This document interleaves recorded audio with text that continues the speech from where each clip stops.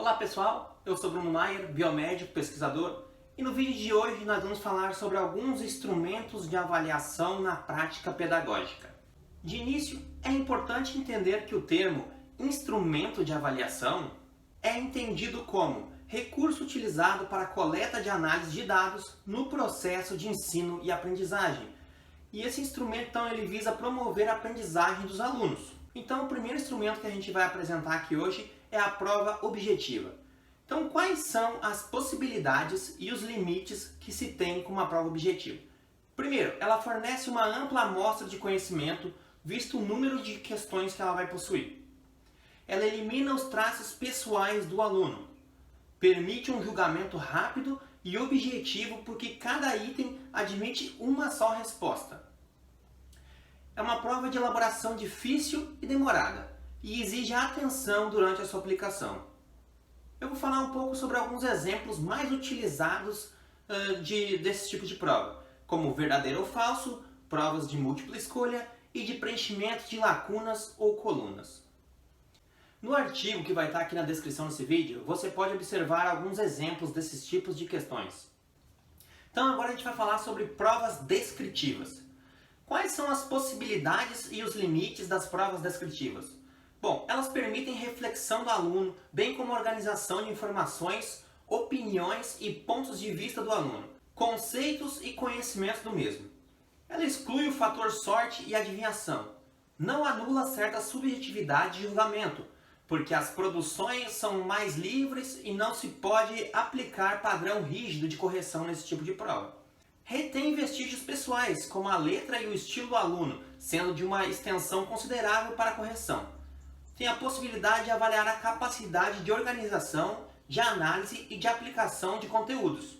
Alguns autores classificam as questões descritivas em 3 categorias, tais como: categoria mais simples, o que, quando, onde e quem. A segunda categoria, relacione, defina, explique. E a terceira categoria, resuma, analise, critique e organize. Deve-se procurar as perguntas que exijam pôr à prova a curiosidade de quem aprende. No enunciado da questão, deve-se evitar expressões como o que pensa, comente, fale sobre, pois elas não transmitem o significado do que se deseja como resposta, de forma delimitada e definitiva e precisa.